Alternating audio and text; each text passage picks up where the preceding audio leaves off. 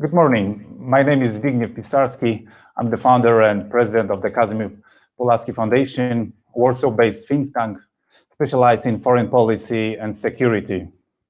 It's my pleasure to host today's session on international programs in aeronautics sector as a source of innovation and economic development. We have a pleasure that our session is with patronages of British Embassy in Warsaw and Italian Embassy in Warsaw. The event is also supported by Leonardo. Thank you very much. The context of today's discussion is that Polish aeronautic sector was among leaders in the past, but unfortunately it's anymore. We still have some competencies in industrial and research part of aeronautic and defense sector, but what we can build on it and how. But there are successful examples in Europe how to grow aeronautic and defense sector. And we have a pleasure today with us to host wonderful speakers, including Andrea Truppo, General Manager of Joint International Programs Office at Italian MOD. We have also with us Costantino Rosati, representative of Leonardo Aircraft Division.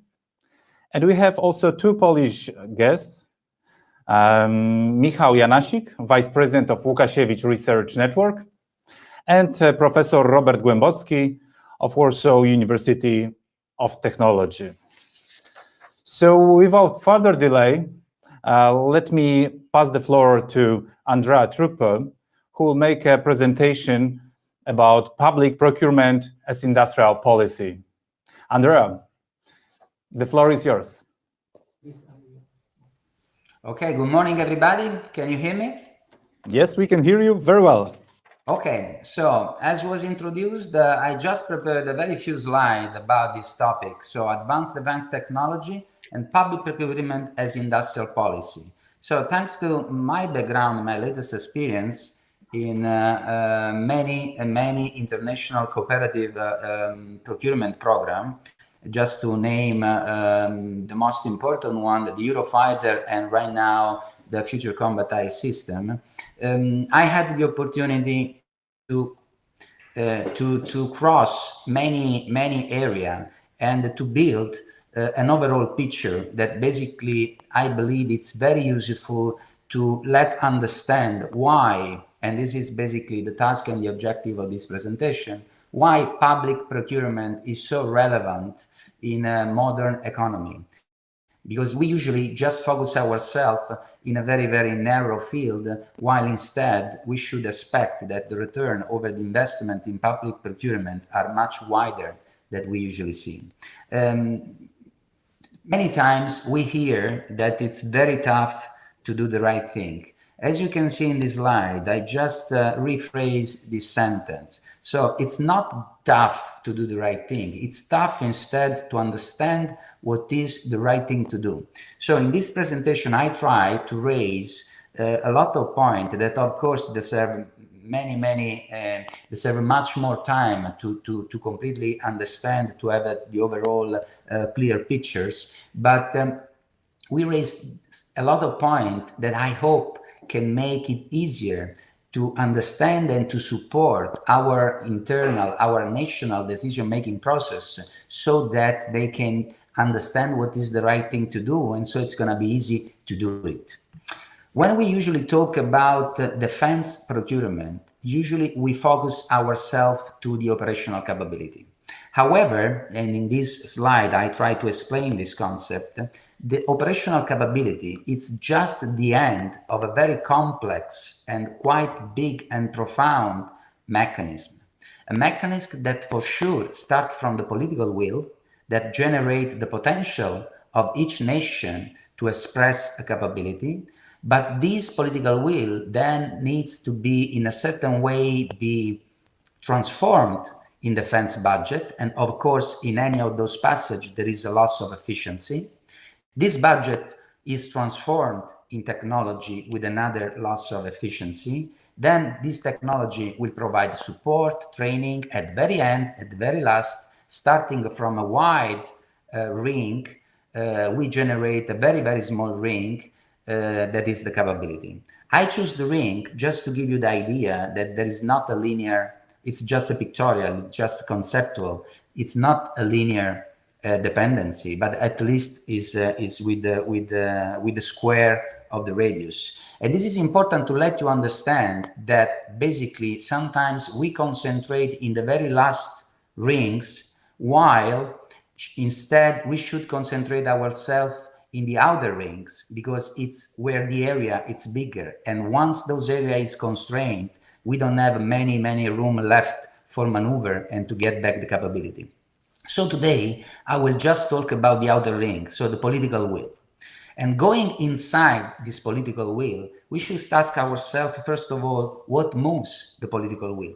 Political will in the modern economy is moved by consensus. So regardless if consensus is raised by rationality, or it's just an emotional process, anyhow needs to deal with all those subjects that are relevant to the citizen.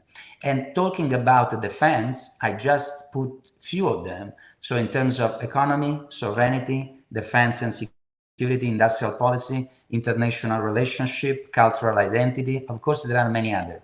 Today I will just make many very quick and small touch and goes on few of them, on economy, on defense and industrial policy. But before doing this, please let me set the scene with, let's say, an inspiring, very small story. And this is the story of Vannevar Bush, that I don't know how many of you knows it.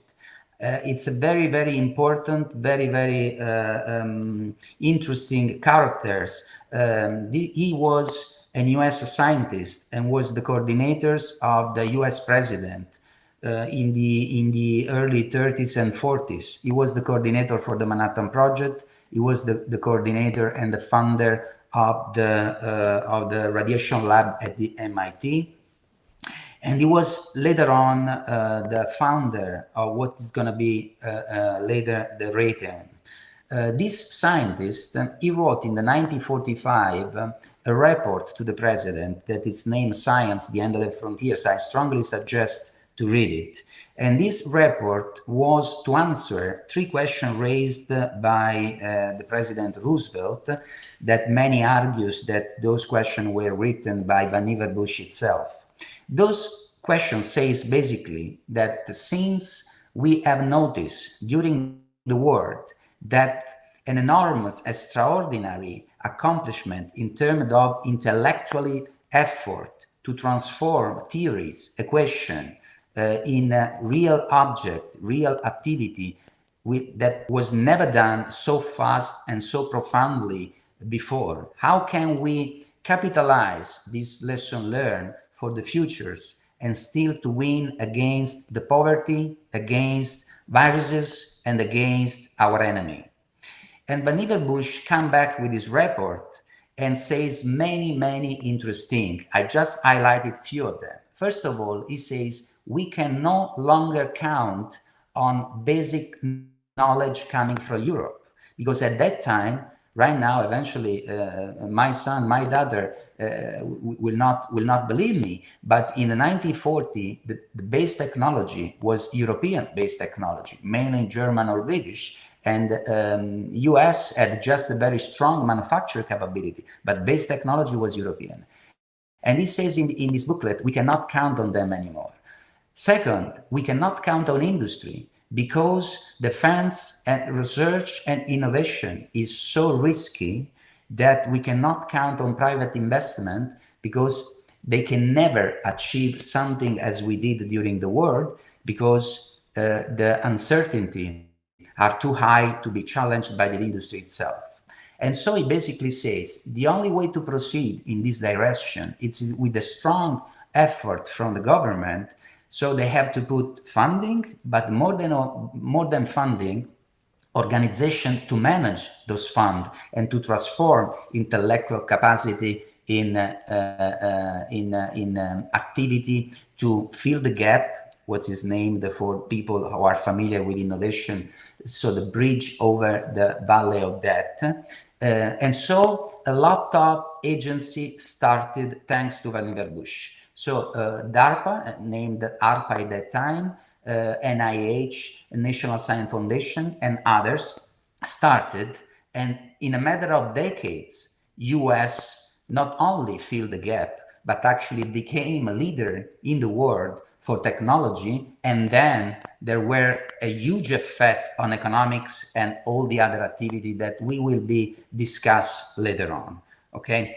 At the same time, if we then make a parallel activity on the economy, at the same time, the economy saw a huge transformation in their basic principle, in their basic theory. So I will just put 2 or 3 slides of economy because I believe they deserve attention.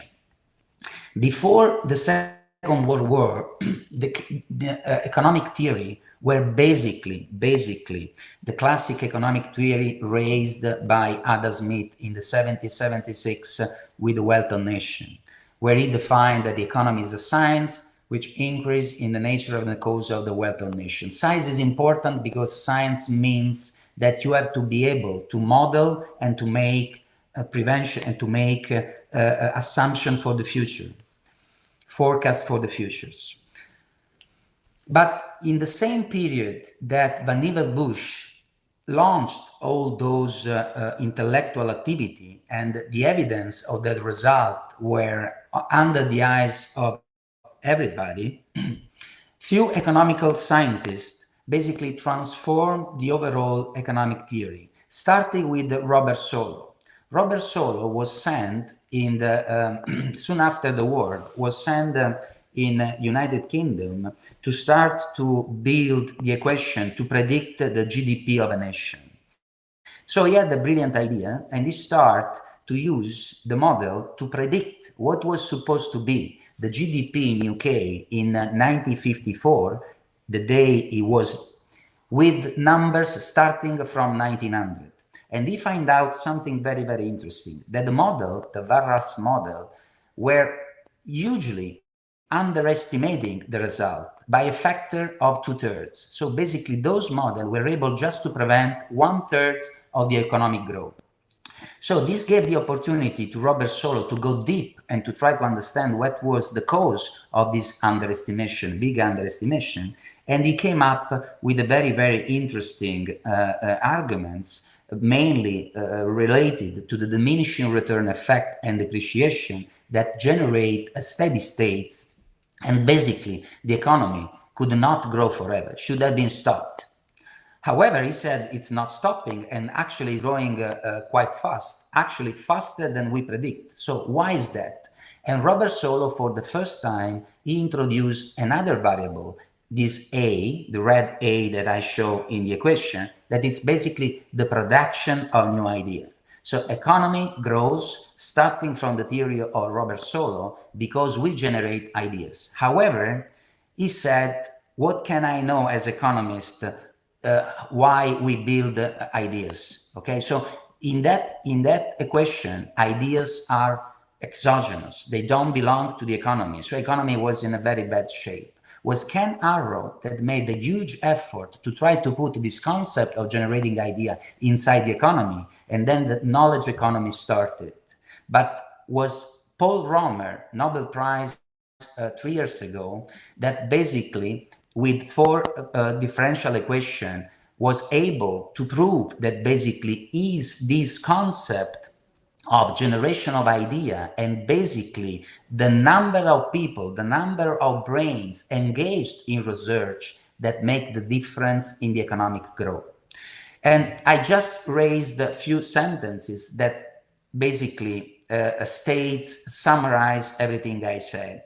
There was a very important professor in US political science that he said Silicon Valley is in the United States because in the United States there is the Pentagon. And that's why we want to correlate this economic theory with public procurement, okay? So according to Paul Romer theory, the factor of productivity are just the result of many other issues that are ruled by the institution, like incentive, open market, legal system, the way you protect the intellectual property, the stability in the political system, the honest government, that of course they derived by the history, by the culture, by the geography, and many other things. So in this context, the role of the institution to use public fund in the proper way to stimulate and to build those incentives that they generate factor of productivity to raise the economy is crucial, is relevant. So basic on the latest economic theory, the most important issue in all the economic machine is the creation of idea, is innovation.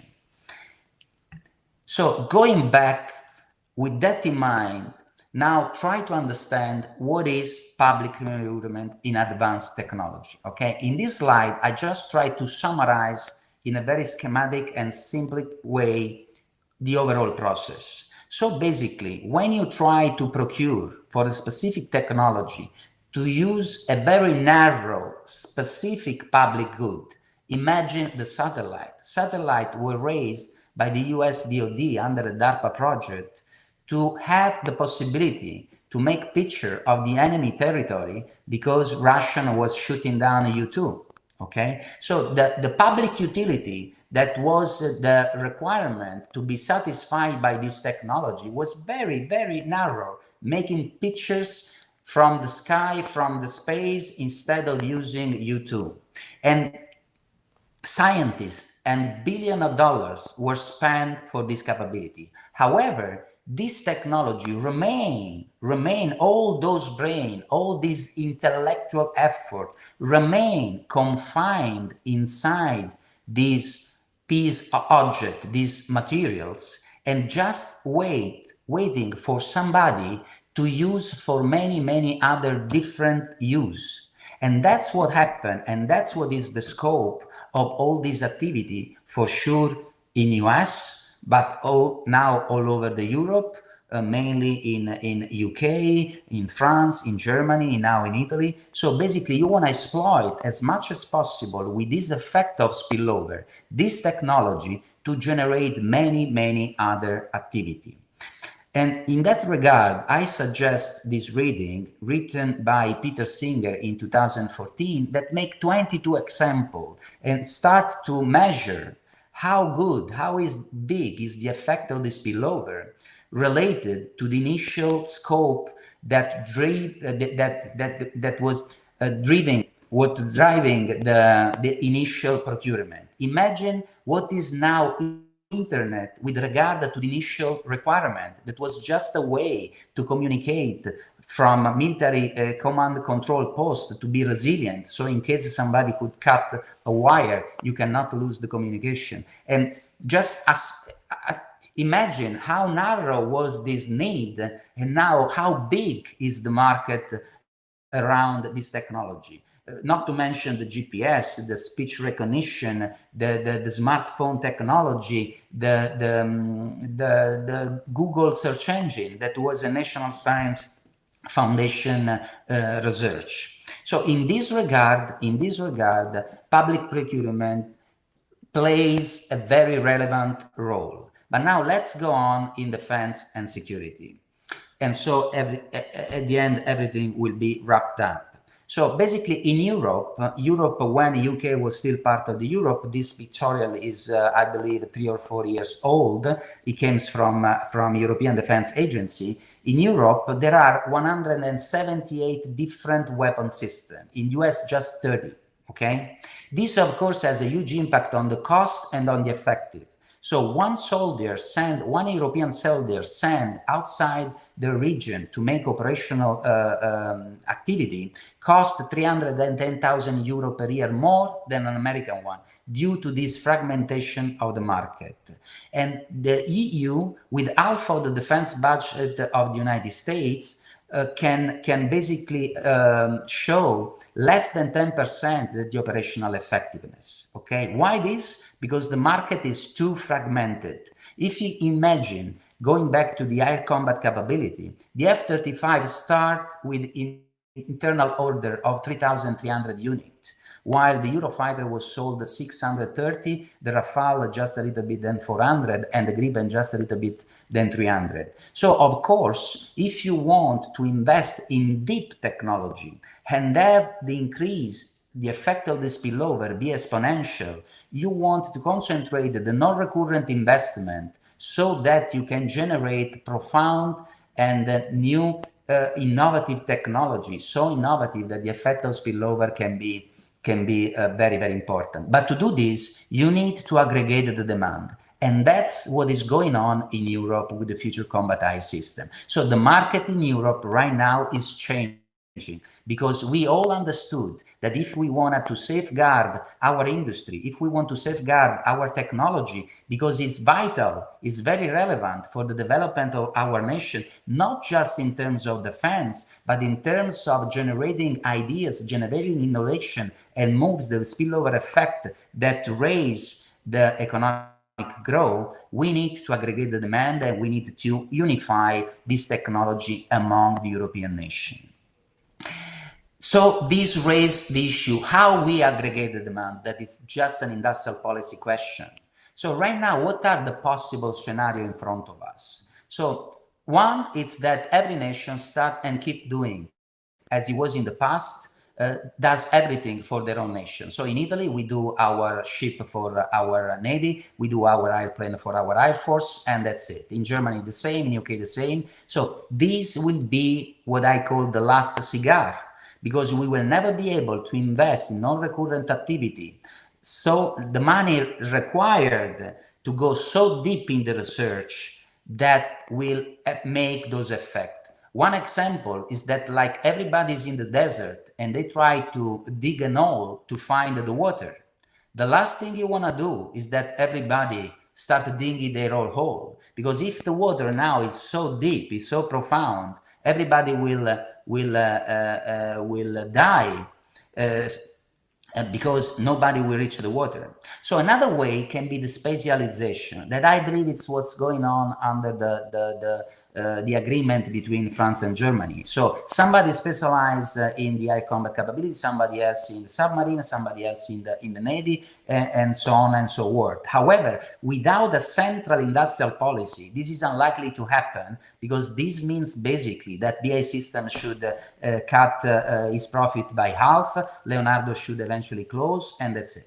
So, and starting from scenario number two, there is, if the nation push on scenario number two, there is the very, very likely possibility that we go back in scenario number one, because we don't wanna leave our industry and capability alone, and so we start eventually to duplicate, triplicate, quadruplicate, and we go back in scenario of nationalization. So right now, what's going on in Europe, for sure, around the Tempest program with Italy, UK, and Sweden, there is this opportunity to build up a new cooperative posture, a new cooperative arrangement that it's raised around the concept of collaboration, so that all the return over the investment can be fairly and equitable, shared by all the participants. Okay, so basically, and this concludes my presentation, we usually focus ourselves in what is visible. So when we go on procurement, we just consider the very visible cost. Well, we know very well that there are a lot of other costs that are less visible, that you find out later, in terms of training, in terms of maintenance, in terms of tool test, supply support, and you name it. But on the other hand, and that's the main scope of this presentation, we also usually focus on the return side, just on the operational capability, while instead we should ask to our nation to get focused and to require much profound, a much wider spectrum of return over the investment that goes in the research and development, in technology advantage, to support the industrial base, to drive competitiveness for our industry, the freedom of action, the spillover effect, and the economic growth that are exactly related. So this basically, I know it's very, very short due to time, but I believe we touched all the most relevant issue that I hope everybody can be, you know, curious enough to go deep later on, so that the pictures will be much more clear and much more understandable. I thank you for your attention, and I'm available for eventually all the questions you may raise. Thank you. Andrea, it was really inspiring, and procurement has indeed, based on your presentation and general knowledge, has a spillover effect on the whole economy, and that's a lesson we can have from Italy. Now I would like to proceed with the questions to our panelists, as we have wonderful experts today with us. But in the meantime, I would like to invite our participants to start thinking about questions, because after I will conclude with a series of questions to the panelists, I would like to yield the floor to our public, because I believe that we will have also inspiring and interesting questions. But let me continue with the first question to Constantino Rosati, representative of Leonardo Aircraft Division. Constantino, on the side note, I foresee for you a nice future, because in Poland, surname Rosati is well known as a surname of a former Minister of Foreign Affairs. So the country is still ahead of you, and you are already successful. So, well, I'm jealous. But let's start with a question. Constantino, we know Italy is an example how a nation can become a leader in aerospace. Can you tell us a bit more how it happened that middle-sized country like Italy, a bit larger than Poland, in fact, has become one of key nations in aeronautics, both in Europe and internationally? Do you think that Poland can follow this path and rebuild its aerospace and defense industry, using maybe your example? Well, first of all, thank you, and good morning to everybody. Yes, I do believe that Poland has more than a chance. Actually, we do believe have all the prerogatives to become as well one of the major players. You know, looking at the example of what happened in Italy, we don't have to forget that after World War II, our aeronautic industry, which was quite significant in the 20s, for instance, was entirely teared down because of the World War II. And then in 55, when was again allowed to Italy to get back into this very specific sector, we had a specific vision. And again, the government at that time, entirely the country, decided to have a significant investment in a strategy. As Andrea said, that was pretty much part of a strategic vision and decision by part of the government at that time to proceed ahead and rebuild that capabilities. I have a slide for you that I think could be helpful in following our approach. It was a moment where, you know, in the 60s, at that time was Fiat Aviazione, that later became Aeritalia, and then Aeritalia became Alenia Aermacchi, and then Leonardo, and what we know today, Leonardo Aircraft Division. We started under the production, under license of Lockheed Martin for the F-104. At that time, that was a product off the shelf.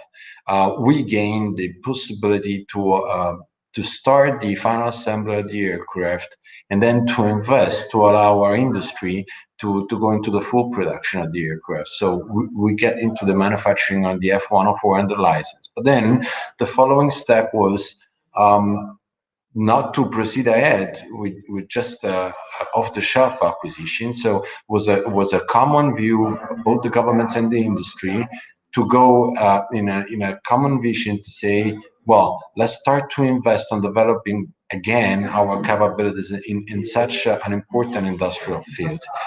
You know, we don't have to forget the aeronautic sector is among the most innovation-driven sector. It was then and even more today.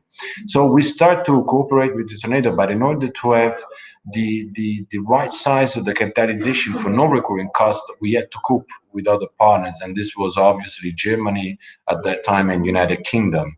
And that's how the Tornado started. We start to cooperate together into that program.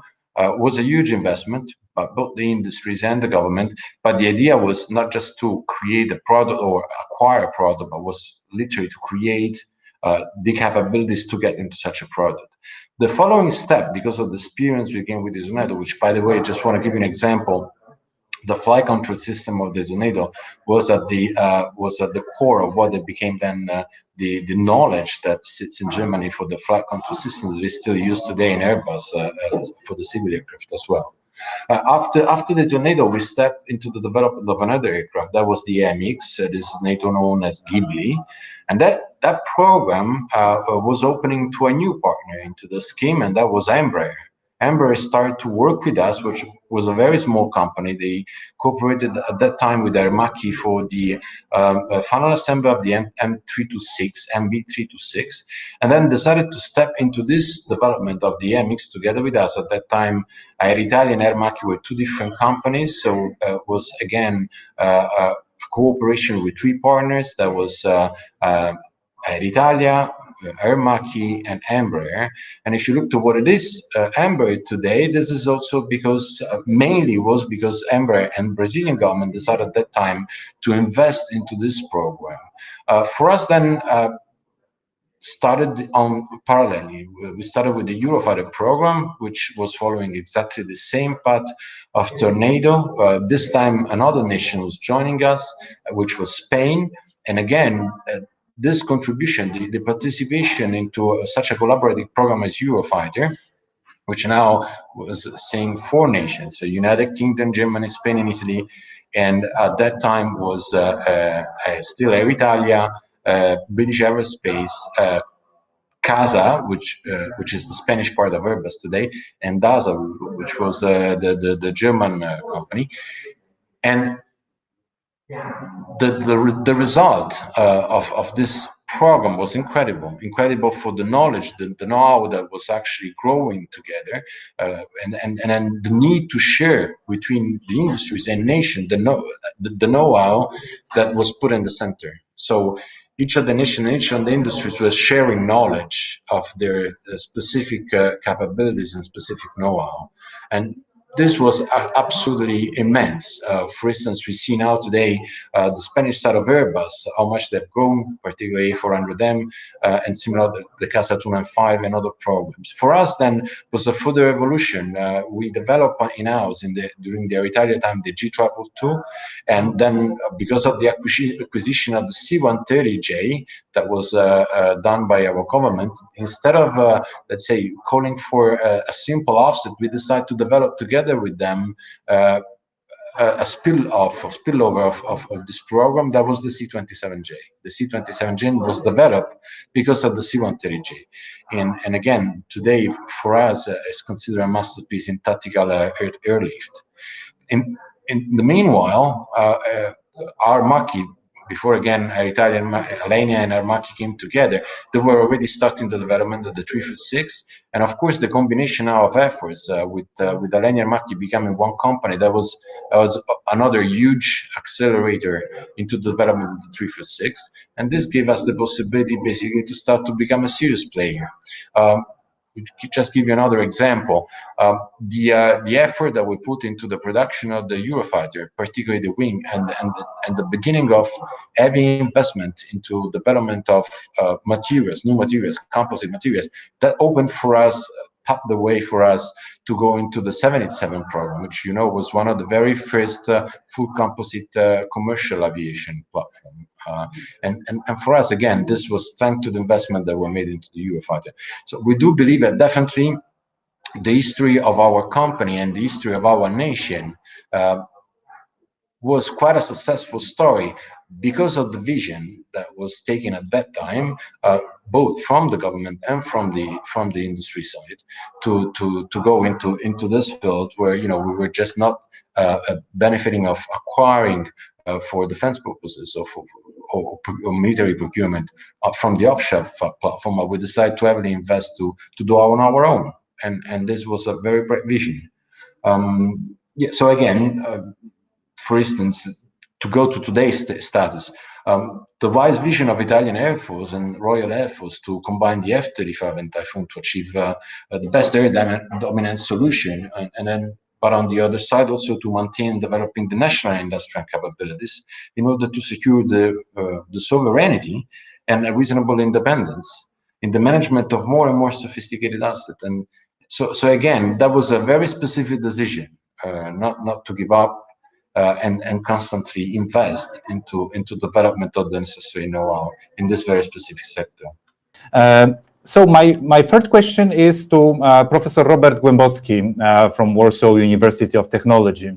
As we are aware, innovation and economy cannot happen without proper collaboration between industry and public domain, including with higher education institutes.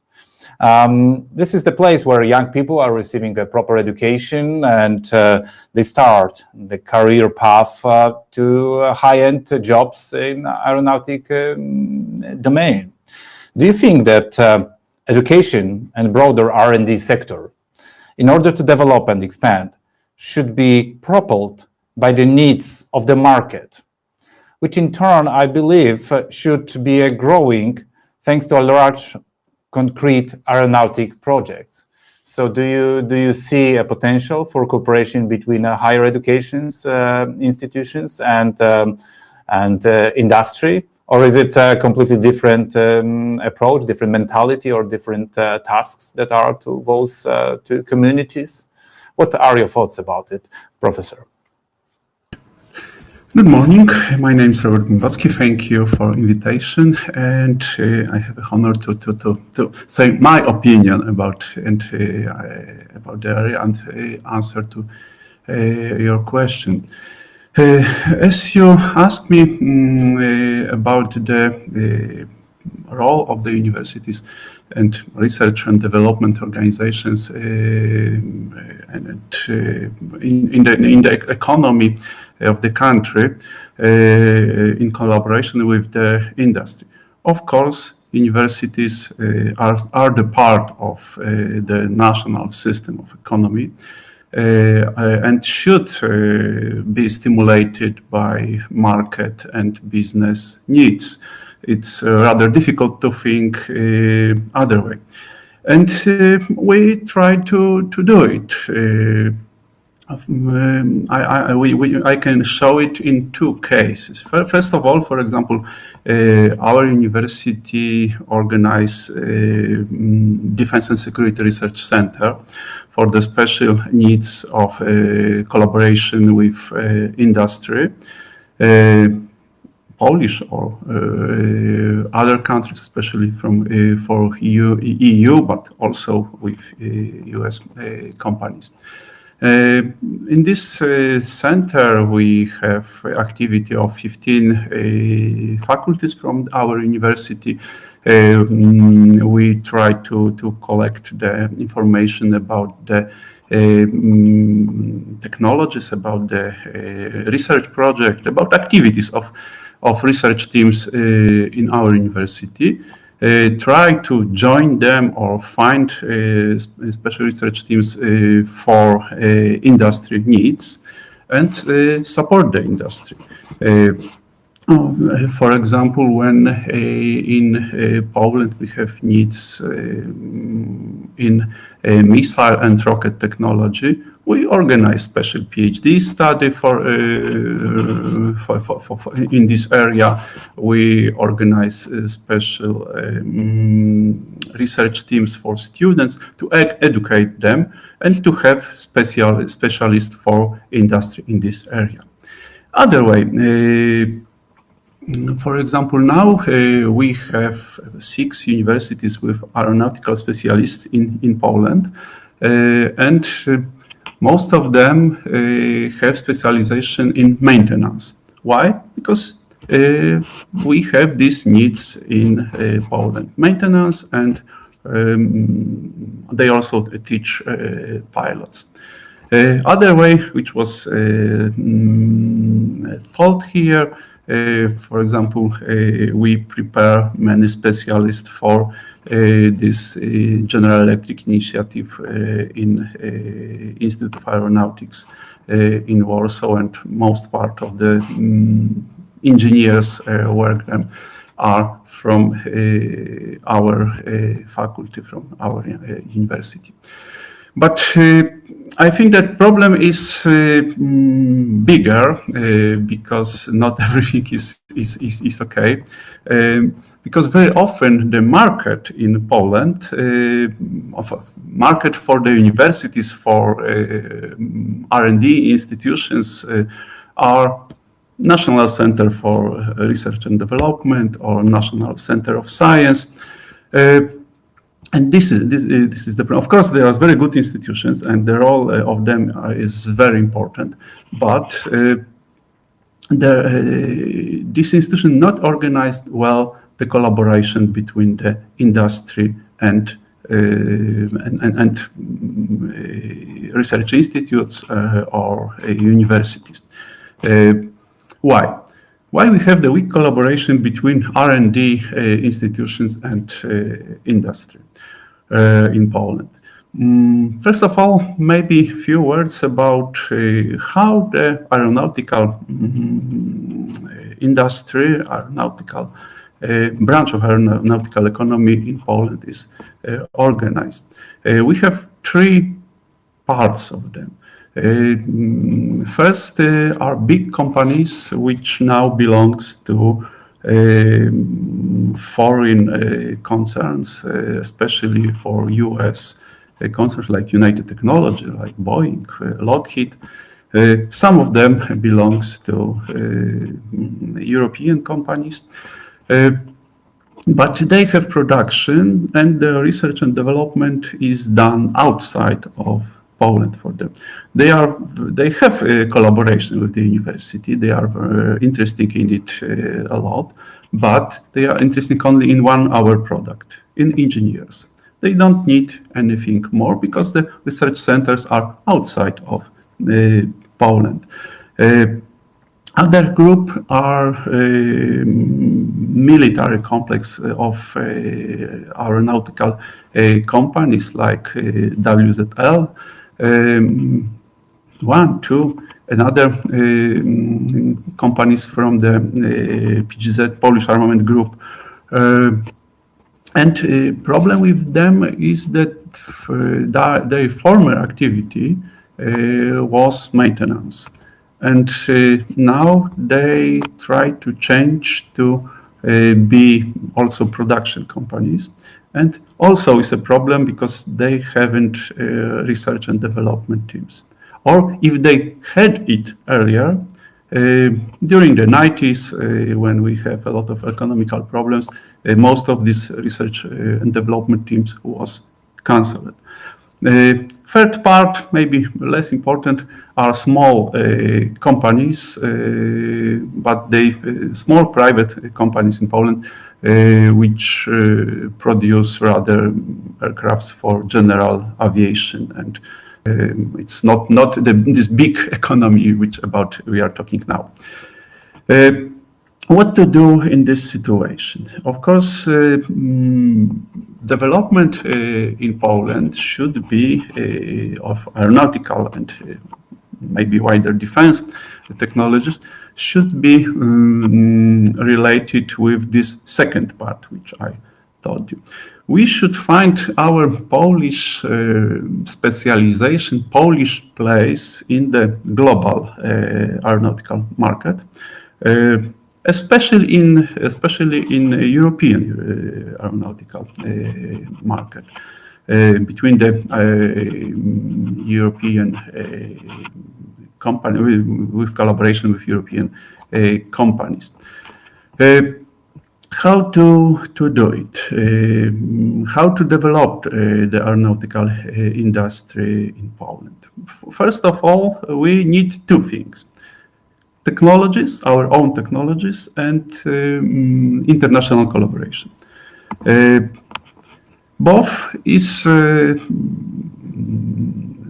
easier to do under EU by the reason that in European Union we have funds dedicated for this collaboration, dedicated for new research projects. and dedicated for collaboration between the countries and between the companies from these countries. And I think that we have to focus on collaboration in EU projects, but not in the manner which we have now, because now we collaborate in many EU projects. I take a part in maybe 12 or 15 EU projects, but in most of them, our university was alone or together with any small companies. There was not big Polish industry in them. All of them was led, of course, by big EU factories, big EU companies, but Polish role in those projects was that we was treated as the academy which can find something interesting, maybe something new. If it will be interesting. Okay, we try to develop it in the future in our research organization. And the role was rather small and no complex. We should try, or maybe we have to try, to have the strange relation with the EU companies, EU aeronautical industry, and how to do it. First of all, we have to build our value and strength. It means that we have invest in research teams in industry, because we have quite developed R&D sector. We have universities, we have R&D institutes. But as I told earlier, this part in the research teams in companies, in state companies, are rather weak or not exist. My experience is that a few years ago, when we want to start a big research project with one of our company, first of all, we have to establish a research team in those institutions. And next, we have a partner to collaboration. It means that we have to invest in these research teams in our companies. We have to invest in startups which should support them. And when based on them, we have to start find our position in European market, in European work share between the and collaboration with the big companies. We need a strange relation for between our companies. Proceed slowly with our schedule, because I admire your knowledge, but we can't get all of it today. But I really like your comment. If you want some conclusion. Conclusion. Of course. Conclusion, because to start to have, we need big projects, as was in your question. We need to do it, we have to start from something smaller. And is the role of our government, because we have to have strategy for them. And we should have the roadmap how to do it. The role of the European companies is very important, because we can learn them, we can learn organization from them. And the government should understand that it's the role of government to understand that he should support it in finance, support this activity in finance, support our collaboration with the foreign companies, especially in EU. Thank you. Thank you very much, Professor. I fully agree. My next question is to Andrea Truppo. Andrea, you have vast knowledge from several sides and perspectives of the equation about how to build a national industrial policy.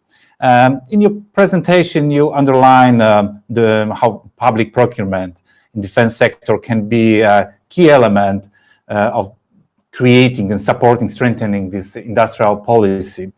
Could you give us some hints what we can do best to convince us key stakeholders how to move forward, how the public spending can make a difference, not only in one sector, but it's a spillover effect, a horizontal impact on other innovations, GDP, and general growth of economy.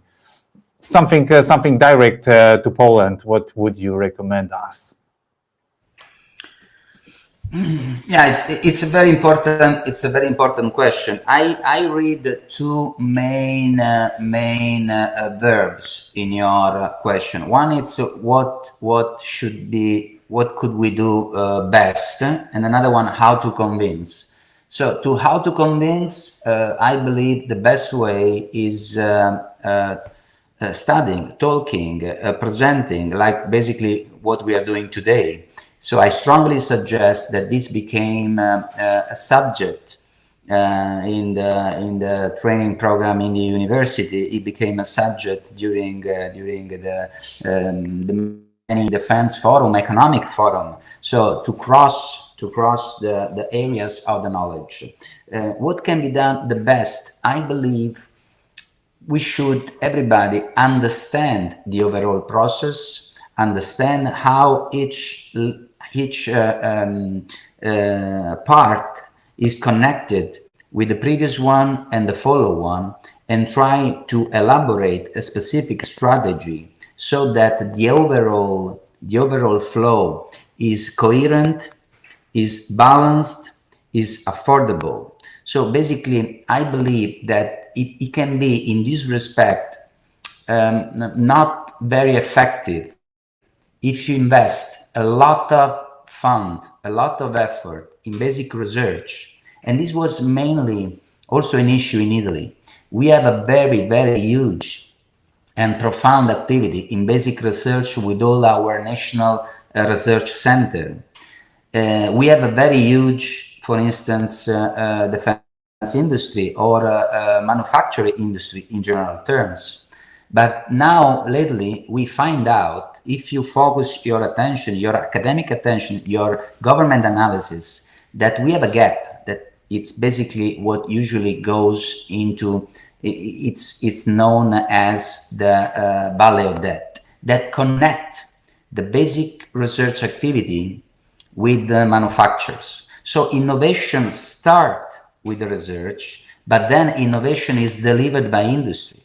So it's the object that contains innovation. So, and this is absolutely important to be understood. So the politicians should be completely aware of this, so that you fill the gap, so you can exploit all the potential of your knowledge, of your university, of your research centers, but then to move it forward and to make to promote this spillover effect, and to make sure that this process works properly and the return over this investment can multiply as time goes on. So if you see what happened, if we remain in the defense environment, in the air combat capability, in the aeronautical space, if you see the improvement that was done with the Spanish industry, just because they entered in the Eurofighter program. So CASA in early 80s was much less than CASA technology today, and eventually they merged into Airbus, and now eventually it's a huge industry also in the defense sector, where they export very good product, and they have huge numbers in defense export. And this was done just in a couple of decades. Look how innovative and how good is Sweden, just because they kept alive their own defense industry. They narrowed the field, but they went profound. They fully understood the connection and the link with all the stakeholders, and also with the nation with more than 5 million peoples, they were able to realize very good progress, very good technology, and a huge effect in spillover. And as a matter of fact, Sweden, it's it's in a very innovative country. So that's why I believe that procurement is important, because force the system to bridge and to fill the gap between basic research and manufacturers. I hope I answered probably the question.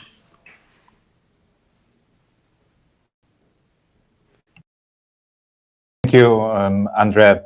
It was definitely very helpful, and I hope that our stakeholders will implement it. My next question is to Costantino. Costantino, Leonardo's current technological level of development heavily benefited from participating in multinational programs, including Eurofighter, Tempest, or Euromail. What's your opinion how cross-border collaboration with other companies evolved over the years in Europe? What is the tendency? What is the trend? And looking forward, do you expect that European nations will continue with cross-border aircraft programs? Do you think it will be a growing trend, or maybe this is the tendency which is obsolete and will not be, and countries will focus on their internal defense industrial capabilities?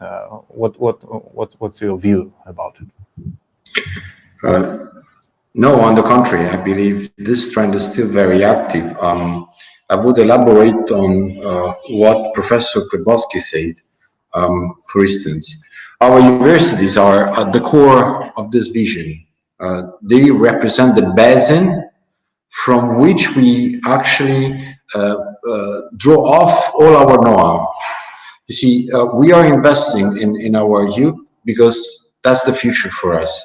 They represent the oxygen for our industry and therefore for the development. So this is why we have a constant and increased cooperation, and this is a daily cooperation with our university. Without that, we cannot build what Professor defined the national value in the know-how.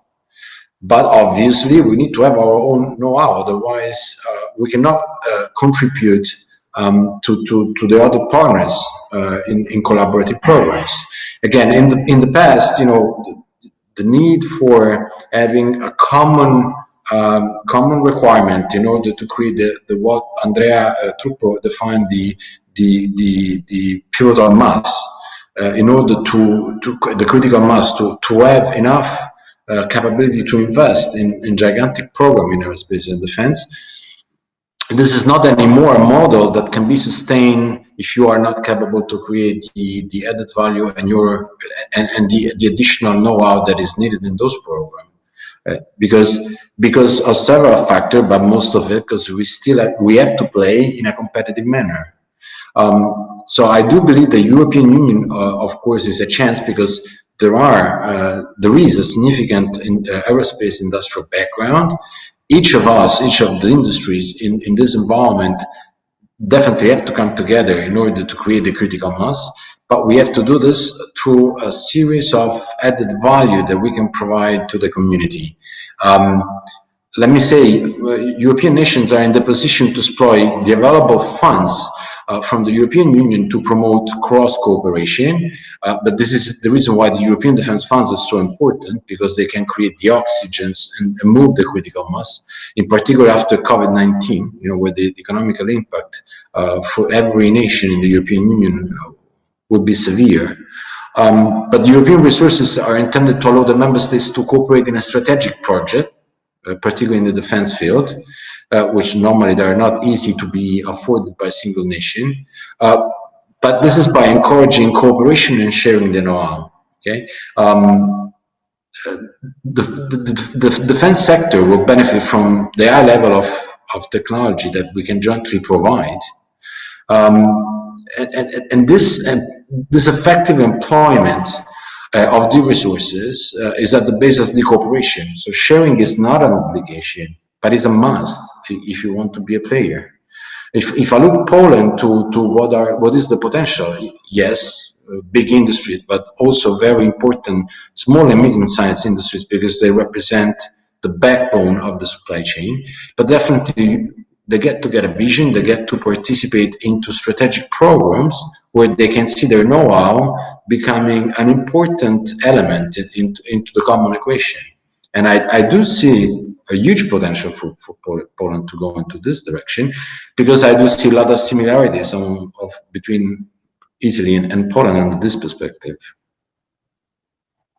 So just to give a conclusion, yes, it's still up to speed, this process, and yes, there is a lot of chances for Poland to be part of it. Well, I'm looking forward for it, believe me. Let me proceed with a question to Mr. Michał Janasik.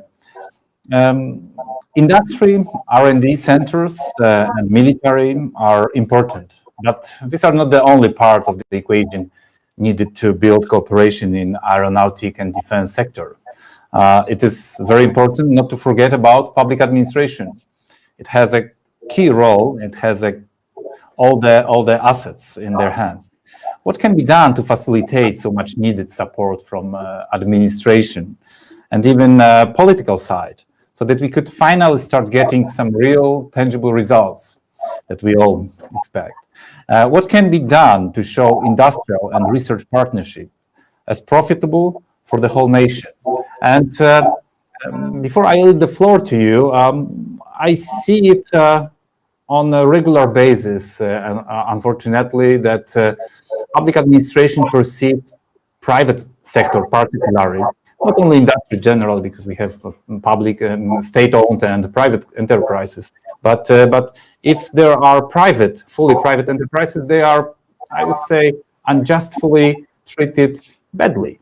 And there are some tendencies, like progress, like the example of WB Electronics in Poland, where the government invested some resources, and I think it was the way to move forward and to be more inclusive in cooperation with companies like that. I mean, the private.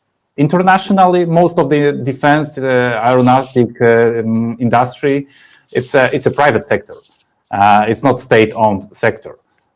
With some exceptions, of course. So how to change the mentality that something what is private, what is not fully controlled by the state, can be also trusted, and how we can convince public administration and politicians that it's not evil to have a public-private cooperation, that is more, it's needed and it's efficient. How to encourage them? And you, sir, you are inside, so you see what are the tendencies and what are the stereotypes in this cooperation. The floor is yours. Thank you. The stereotype is just, you said, but the tendencies, I hope, are better. So the answer is quite simple. Establishing of the Łukasiewicz Research Network in April 2019 is just an example of these tendencies. Is an example of the state's openness to business cooperation, because our goal is to provide real support for the development of the Polish and European economy. And we are not producers. Łukasiewicz is not a producer. We are a developer. We are a researcher. Through the technical modernization plan, the state Polish army becomes a key customer in the area of aerospace and defense, and it will never change. There will be no private army. Won't be. It seems crucial to show which elements, systems, or technologies of a given solution will be developed in Poland, of course. For this, it is necessary to audit the competencies of Polish research units and comparing them with individual elements of new solutions and specifying with elements which will be Polonized. Then we can clearly show how Polish science is developing thanks to such cooperation, but also how new jobs will be created in the technology sector.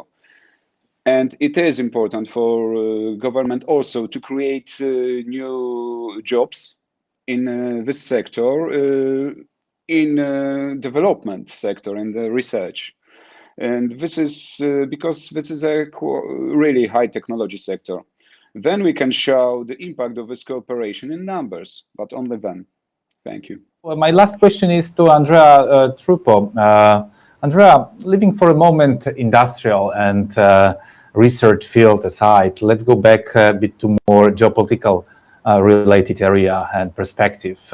It's not a secret that in the last years, Poland has strengthened, improved its defense ties with our main ally, the United States, both in terms of military procurement and number of US troops here on the ground in Poland, procurement of military equipment from the United States. And do you think that, and if it's desirable for Poland to increase also European leg in these aspects?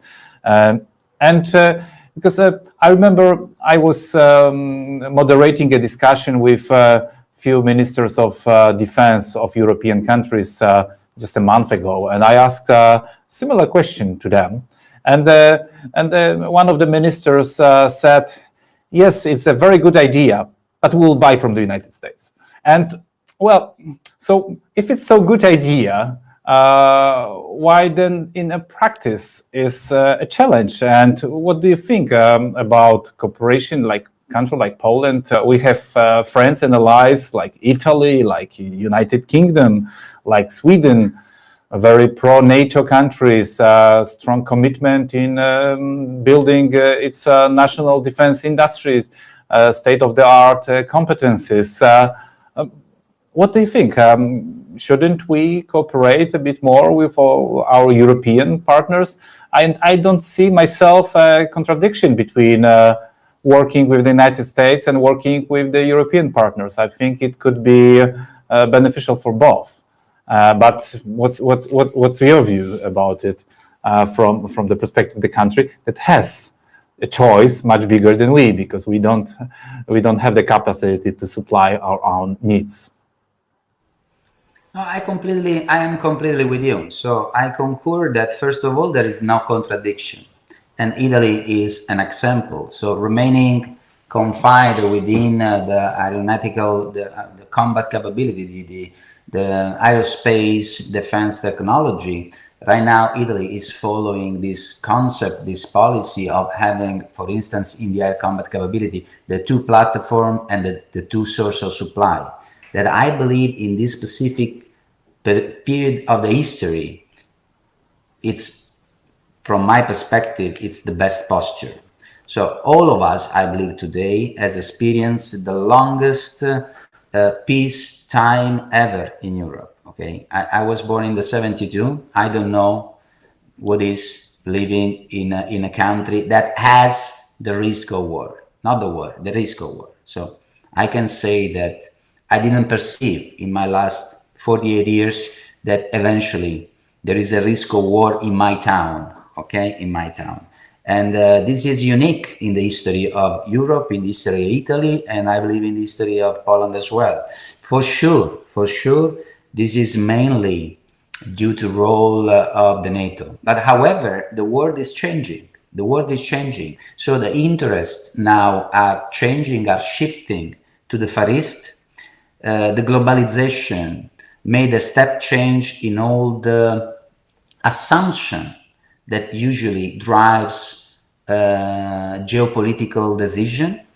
So I believe in the next decades we will experience, and our son, the next generation will live in a world very, very different than the one we used to. In this respect, I believe that any single European nation should basically take a very strong decision. So right now, every nation in Europe talks about sovereignty. And this is absolutely a very relevant and very legitimate aspect. However, we should ask ourselves, today in the world we are living and with the forecast we have in front of us, what is the best way to safeguard our legitimate interest? My personal question, and I believe it's absolutely also the policy that is in Italy, is that basically right now in the 2020, the best way to go after the national interest is to put those interests all together in a European environment, because the world has been so big, so connected, so complex that each individual nation alone will never be able to face those challenges alone. And for sure, defense subject in terms of industrial policy, but in terms also of security policy, it's not an exclusion. So if Polish, right now, I believe it's an important crossroad. So there is a very important decision point to be taken. So if in the past was absolutely a very, very high risk to be outside of NATO, I believe today is a very, very, very high risk not to jump in the European convergency that is going on, also in the defense subject, also in industrial policy subject. Thank you for your answer. Now we can proceed with the questions from the public. Okay, we have the question to Mr. Trupo. How do you consider Polish procurement process and our experiences and environment, and what advice you can have for us? It's from Ash. It sounds like Alexandra, but well, I don't know. First of all, I apologize because eventually I cannot provide a very good answer because I'm not an expert of Polish procurement. But however, for the numbers I have been seeing so far in the many research I've done, Polish has important investment, higher than Italy in research and defense technology, in R&D for defense, has a quite important, quite relevant industry. However, my perception, my personal perception, I don't see the same level of relevance in the defense products. So my first guess is that eventually it's the chain of value that is interrupted somewhere. And I will not be surprised if eventually the link that is missing is the interconnection, is the network between R&D, between university, and then OEM. And to do this is a very challenging activity because it's not just about knowledge, but it's about connection, it's about networking. And in this respect, I believe that a very strong enabler is to go broader and to try to establish interconnection outside your own nation. So to force the system to reinforce the internal network. Mm-hmm. Thank you, Andrea.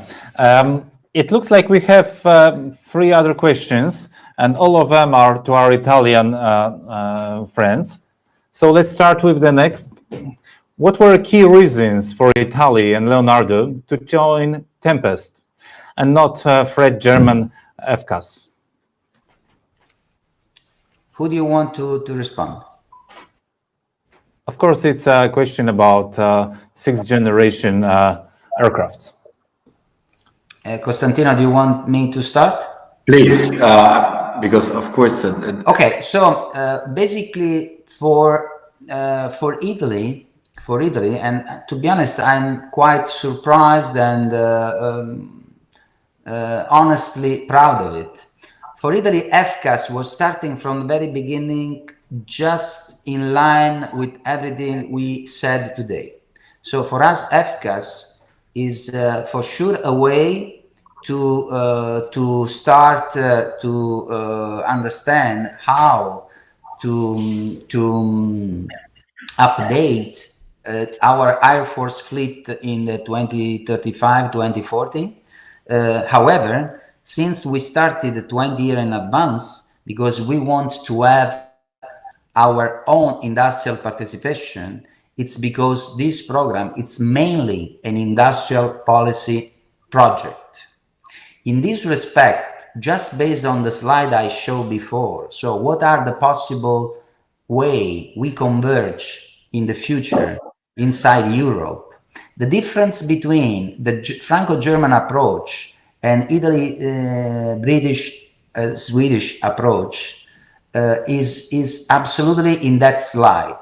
So Franco-German, I believe they are going after a specialization model that I believe will not take off, will not fly, because it's not inclusive. They say, I am French, I am the best one, I will lead the air combat capability.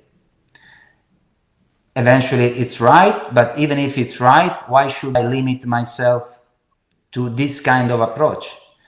Why limiting this concept of best supplier, of best athlete within a few nations? So eventually we should go also abroad and understand if there is another supplier, another manufacturers in US that it's better than eventually Dassault, Airbus. So the point is, it's not who is better or who is worse, but it's the model underneath that right now it's, you know, the main decision point. So how we collaborate, how are we ready to reinforce and to give return to each nation that legitimately expect a big amount of return over the investment and not just the capability. Because if you want the capability, then you should just buy off the shelf to reduce the risk, to reduce the cost, and have a wide choice.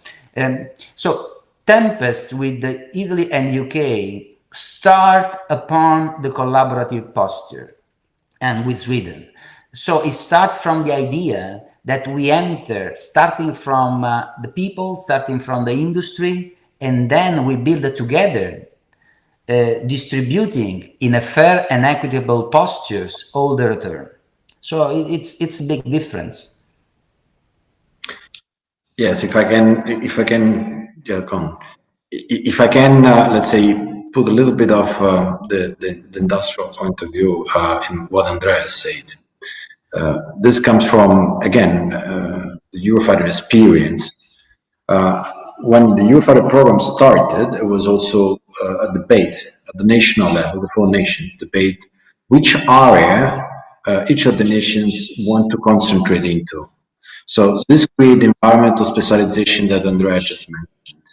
And consequently, the industry took a specific area of responsibility, what we call SDR, System Design Responsibility. So, for instance, at that time, Italy and Leonardo, at that time the name was not Leonardo, was Air Italian, then Alenia Macchi, we decided to concentrate ourselves, and it was the engine integration, wings, the production of the wings and the aerodynamics, and weapon integration.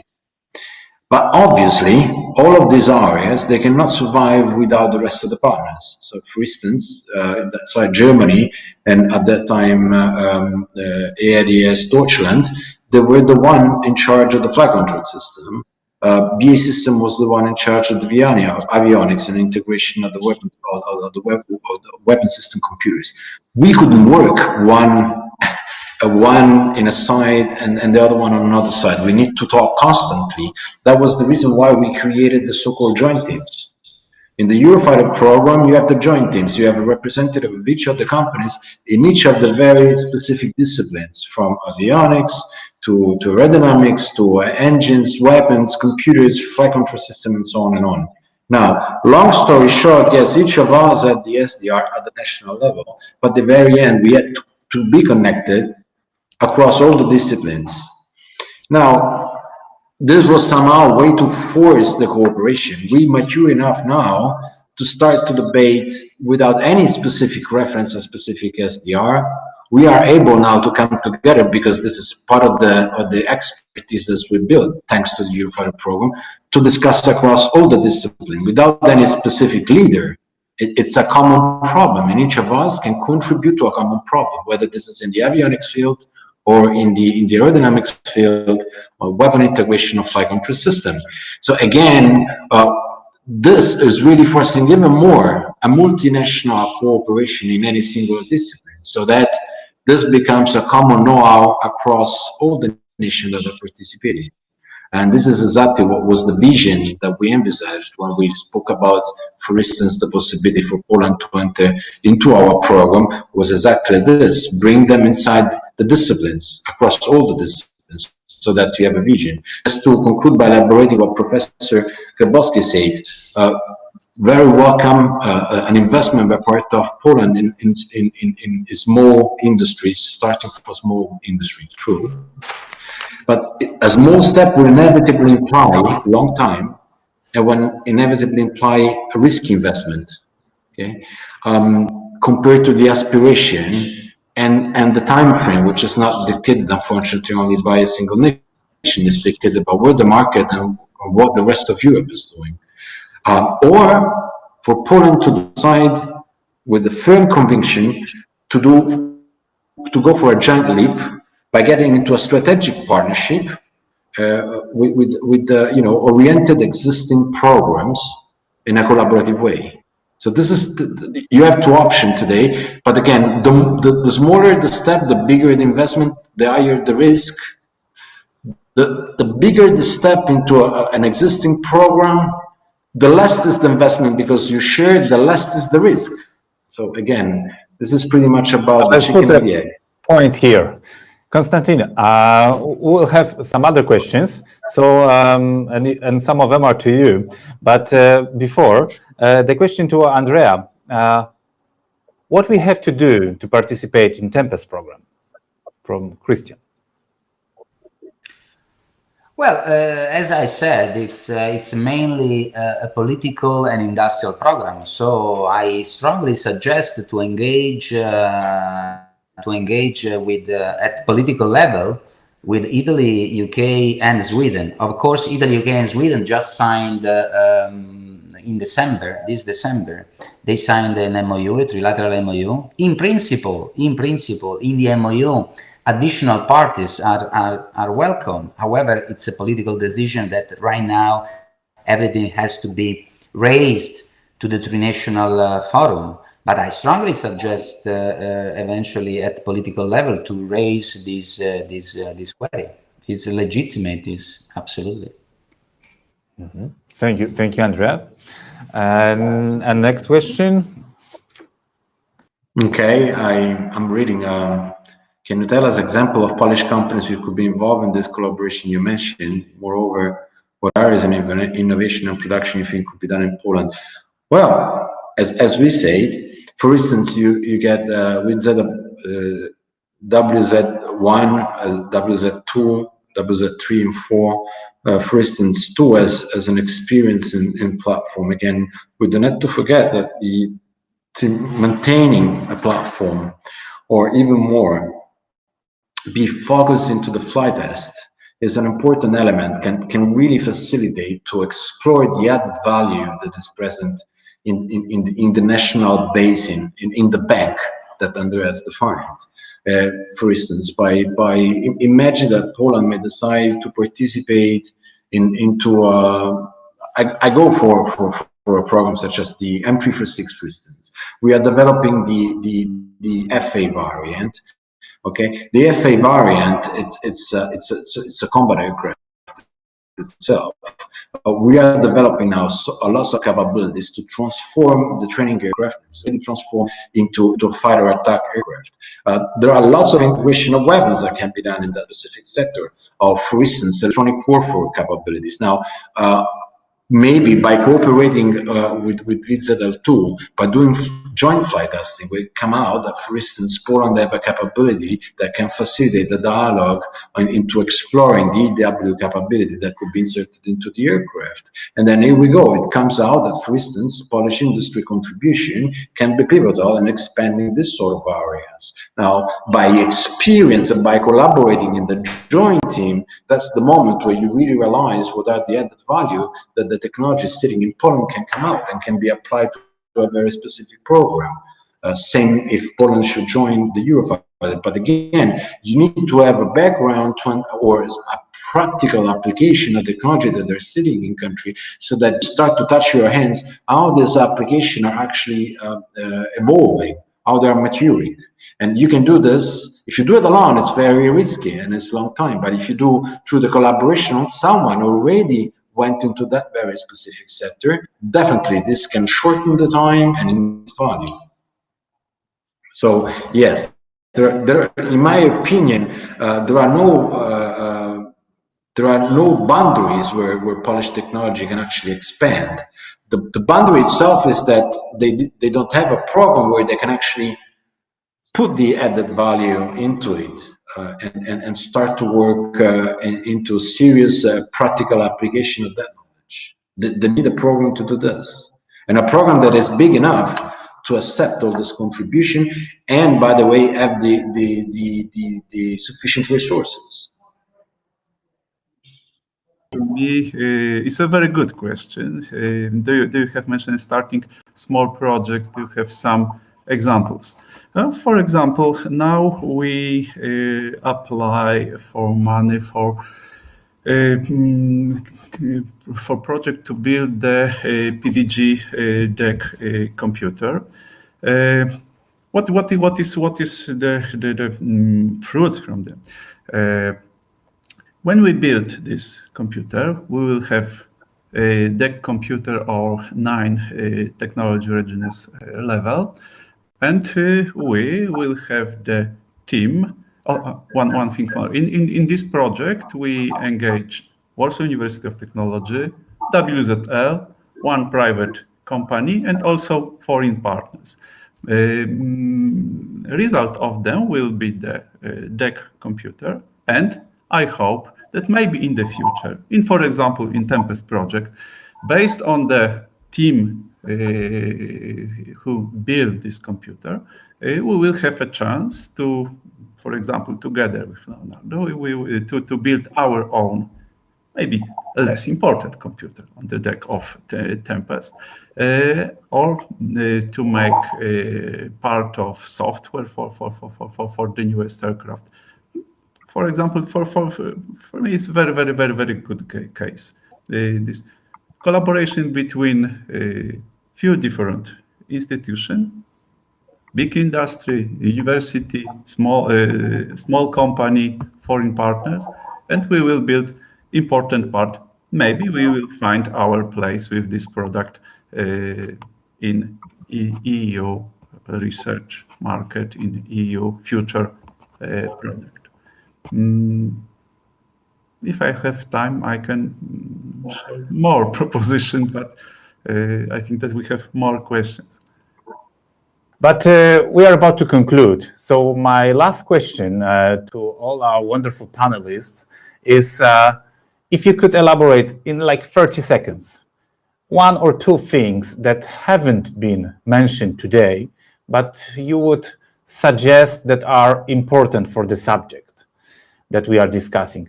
1 or 2 views that you should just drop into our discussion, that just keep in mind that this is also important. So if I could start maybe with Constantino, since I see you already. So, so 2 elements that maybe we forgot in our discussion today. Okay, now we go. Sorry. Now you can hear me, all right? Sorry, okay. No, so, yeah, I think that there is a chance. There is a big chance for Poland to join for instance, the Tempest. We do believe the Tempest because we are in the Tempest, and also Andrea clarified pretty much the difference between us and FCIS.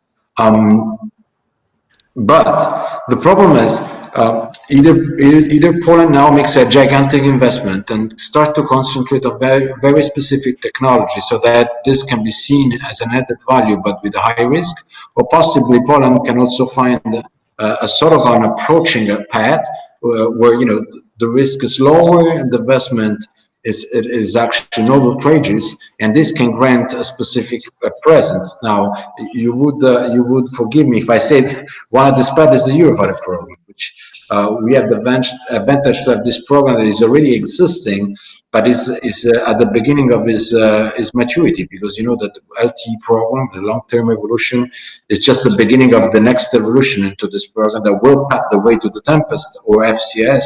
So this could be a gigantic chance, because at least Poland could the risk and join existing leaders to collect together the experience, and then from this experience start to specialize his own capabilities.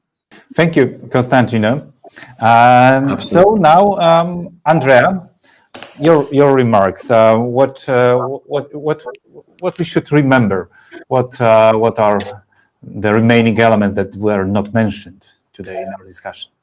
Okay, as I said at the very beginning, this is a very, very complex subject, so it deserves days to be completely covered. But however, today I don't believe we touched one of a subject that it's very, very important for me, and I am analyzing a lot in my studies. It's the chain of value. So I strongly suggest to anybody to concentrate their studies in where now the value is shifting. So usually when you talk about procurement, everybody chases the money. You go after the cost and after the profit. However, cost and profit is just a consequences of asking for value and provide value. And right now, the technology is moving from the manufacture capability to the design capability, from the digitalization, and new environment are about to be built. So I strongly suggest everybody to map where this chain of value is moving, and eventually make sure that you are in time to jump on the train, because otherwise, as everybody knows about this field, when an innovation wave starts and is lost, and eventually you not even get the advantage, but you pay the cost of losing the waves, because waves move also expertise, moves employees in a different way, and if you are not prepared to serve that waves, you pay twice. Why? Because a loss of profit, and another one because you are not prepared to transform your manufacturer and your employees, your base of employees, in the new technology that are required for the market. The same to Michał Janasik. Sir, what we should add to today's discussion, what we keep in mind? I think that this is crucial, that Polish scientific units, especially those with an industrial profile, conducting application research in the field of manufacturing, such as Łukasiewicz, should be included in the offers of aerospace market leaders. It is crucial to involve us at the stage of preparing the offer. For example, for the above-mentioned helicopters, in the identification of research and development areas and the polonization of specific systems, of the development of specific necessary manufacturing technologies. Only in this way we can change and focus on topics important to industrial partners, ending with specific products, at the same time optimizing the spending of public funds, which is always limited. Thank you, sir. And the same request to Professor Głębowski. One or two elements that we forget to mention, but which are significant for today's debate. I think that, in conclusion, that without our technologies, Poland always will be in the second league. And we have a big chance to change it. We are, I think, well prepared. Of course, we should develop our organization practice. And we have to build our values to be more attractive for EU partners, to have better research teams, better prepared industry. And we have to join as much as possible to common EU big projects, because this is the real technology, this is the real chance for us to develop technology and to develop our organization practices. Thank you. Thank you, Professor. And I think we just came to the end of today's discussion, and technology is pushing us away. Now we should go for a lunch break, and we should start what we just discussed. Now it's time to implement it, to do it. So I'm really grateful for all your contribution, and for our participants and public for patience and presence during today's discussion. I really hope that in the next few months we'll be able to meet in person, and that we'll be able to continue this discussion, and we'll be able also to observe maybe some progress in cooperation between industrial defense sector of Poland and our partners and key allies in Europe and internationally. So thank you very much. I wish you all the best, and see you soon, hopefully in person. Have a great day. Thanks a lot. See you.